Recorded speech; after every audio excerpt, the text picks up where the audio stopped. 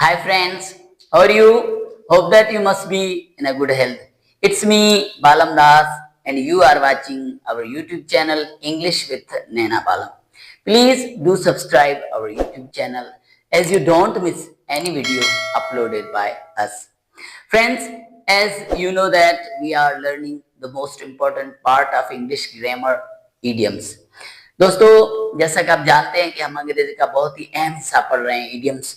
और आप ये भी जानते हैं कि हम इडियम्स क्यों पढ़ते हैं। हम इडियम्स इसलिए पढ़ते हैं कि हमारी जो स्पीच है या हमारी जो लैंग्वेज है उसको हम जो है मोर कलरफुली, मोर नेचुरली बोल सकें।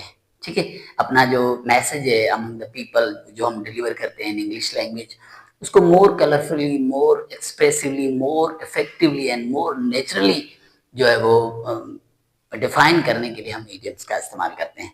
तो आज की इस वीडियो में मैं आपको 6 जो है बेहतरीन इडियम्स पढ़ाने जा रहा हूं और मैं उम्मीद करता हूं कि आपको जो मैं इडियम्स पढ़ा रहा हूं उनकी मदद से आपकी लैंग्वेज जो है वो बिल्कुल मेरी तरह कलरफुल, इफेक्टिव, एक्सप्रेसिव और नेचुरल हो रही होगी। तो बढ़ते हैं वीडियो की तरफ। टाइटल मैंने दिया है सम मोर इडियम्स, कुछ और इडियम्स। ठीक है, यहाँ पे 6 इडियम्स है हमारे। Number 1, under the wither. Under the wither. अब अंडर द वीदर से मुराद है कि बीमार होना। क्या? बीमार होना। अब इस पे मैंने एक सेंटेंस बनाया, he is under the wither nowadays. वो आजकल बीमार है, वो आजकल बीमार है। ये एक इडियम है, अंडर द वीदर मीन्स बीमार होना। नंबर 2 हमारा इडियम है cost an arm and a leg. ठीक है, अब देखें मैंने पहले भी बताया कि इडियम्स की मीनिंग पे हम वर्ड बाय वर्ड मीनिंग पे नहीं जाएंगे।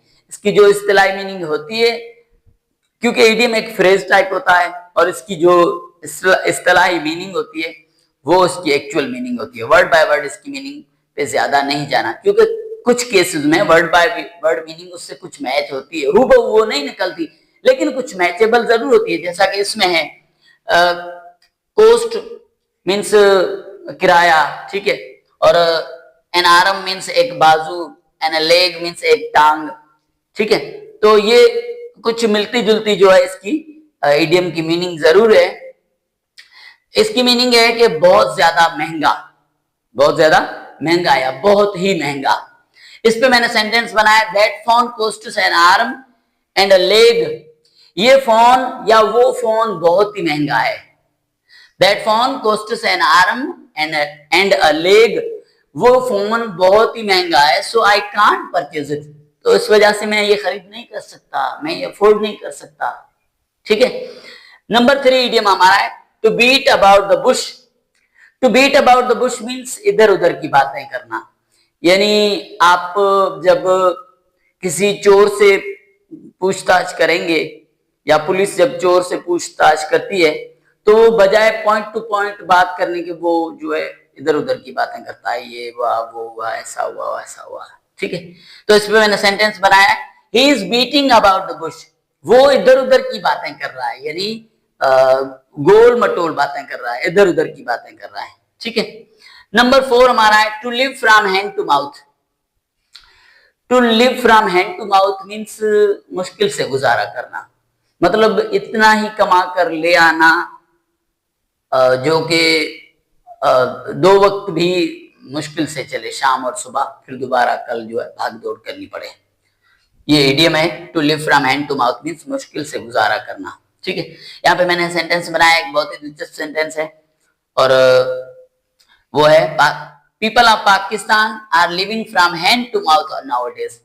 आजकल पाकिस्तान में महंगाई इतनी बढ़ गई है, इतनी बढ़ गई है कि हर इंसान जो है मुश्किल से गुजारा कर रहा है, हर इंसान, क्योंकि महंगाई ने जो है सभी रिकॉर्ड तोड़ दिए हैं, तो लिहाजा हर इंसान परेशान है और हर इंसान जो है वो मुश्किल से अपना गुजारा कर रहा है। अगर कोई 50,000 तनख्वाह वाला गुजारा मुश्किल से कर रहा है तो 2 लाख वाला भी मुश्किल से ही गुजारा कर रहा है। ठीक है, अच्छा number 5, to go to the well means तबाह होना। देखें, टू गो मीन्स जाना, टू द वेल्स मीन्स कुएं के अंदर, तो इसकी मिलती जुलती मीनिंग जरूर बनी है कि तबाह हो जाना। सीधी सी बात है, अगर कोई चीज हमारी कुएं के अंदर गिर जाती है तो मतलब तबाह हो गई, डिस्ट्रॉय हो गई, इसके वापस मिलने के चांसेस बहुत कम हो जाते हैं। तो इस इडियम पे हमने सेंटेंस बनाया, his whole property went to the well, उसकी सारी जायदाद या प्रॉपर्टी जो है तबाह हो गई, बर्बाद हो गई, खत्म हो गई। ठीक है, तो अब आते हैं नंबर 6 सेंटेंस पे, सॉरी इडियम पे। ये हमारा नंबर 6 इडियम है, to make a headway means आगे बढ़ना। To make a headway means आगे बढ़ना। तो इस पे मैंने सेंटेंस बनाया, everyone is trying to make a headway, हर एक कोशिश कर रहा है कि आगे बढ़ूं, हर एक कोशिश कर रहा है कि आगे बढ़ूं। जैसे मैं कोशिश कर रहा हूं कि अपनी टीचिंग में आगे बढ़ूं, स्टूडेंट्स कोशिश कर रहे हैं कि अपनी स्टडी में आगे बढ़े, और जो भी काम काज करने वाले हैं, डॉक्टर्स हैं, इंजीनियर्स हैं, वो सभी चाहते हैं कि अपने काम में जो है आगे बढ़े और उनको जो है सक्सेस हासिल हो। तो फ्रेंड्स, ये मेरी छोटी सी वीडियो थी जिसमें मैंने आपको कोई 6 इडियम्स पढ़ाए हैं। जैसा कि हम important part of English grammar पढ़ रहे हैं, इडियम्स, और मैंने आपको पहले भी बताया है, दोबारा रिपीट कर रहा हूँ कि मैं आपको जो है कोई जो मैंने मेमोराइज किए हुए 150 या 250 या 200 इडियम्स, वो मैं आपको 5-5, 6-6 करके पढ़ाऊंगा ताकि आपको भी मेमोराइज करने में आसानी हो।